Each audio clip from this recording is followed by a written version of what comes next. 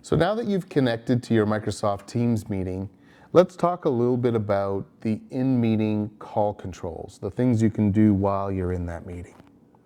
Everything pretty much takes place on this Microsoft Teams controller that's sitting on the table.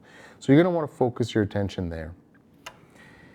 If we take a look at the bottom row, which is the most highly used functions, let's start from left to right and walk through a little bit what these options are. The first little square that you can see, this is the layout button. When you click this layout button, it'll open up a window and allow you to access different layouts.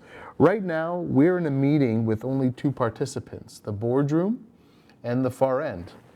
At this point, because there's only two participants, there isn't multiple layout options. But once I connect my computer, we'll come back to this button. Next is the emoji feedback icon. So if you're in a meeting and you'd like to thumbs up or clap to showcase your feedback, you can do that using this icon. The next button, the little square with the arrow pointed up, is a sharing icon. So this is what you use to share content.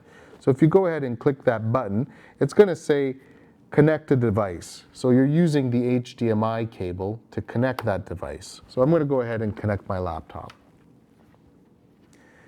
Once my laptop connects, the system is going to automatically detect that it's connected and it's going to show it on the big screen. You can go ahead and turn that off if you'd like. And then you can go ahead and turn that back on if you'd like by choosing the source. Now let's take a look at that layout button again. Here we have some options because we have three different things. We have the far end, we have the near end, and we have the content.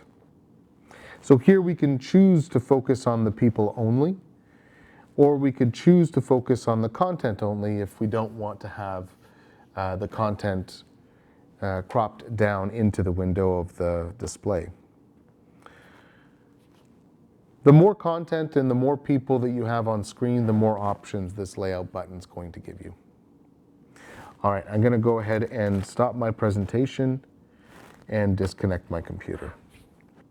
The next icon is the three dots, and this gives you a little bit more meeting options, like showing chat bubbles or turning on live captions, etc. Next to that is your volume button. The plus and the minus sign will increase or decrease the volume in the room. Next is the camera icon button. If you go ahead and click the camera icon button, it's going to turn the camera on or off, essentially muting the video. If the camera icon doesn't have a slash across it, then basically you are unmuted and everyone would be able to see what the camera is seeing. The next icon to the right is your mute button. If you go ahead and click the little microphone button, it'll mute the microphones and the far end will not hear what you're saying. And if you go ahead and click the microphone button again, it'll unmute the microphone and everyone will go back to hearing you. The last button is the hang up button. But before we click on hanging up the call, there's one feature that this technology has that's quite interesting. You'll notice in the window on the display, we're seeing two people. And that's because this camera is intelligent enough to find the individuals in the room and focus on those individuals. There's a little option here on the right-hand side, and if you click on this little window, it's going to open up the camera options.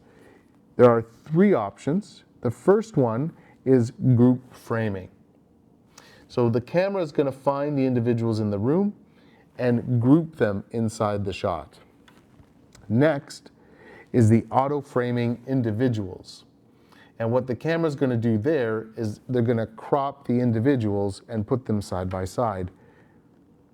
And the last option is to turn off camera tracking completely. So the auto framing is off and we're now looking at the full room.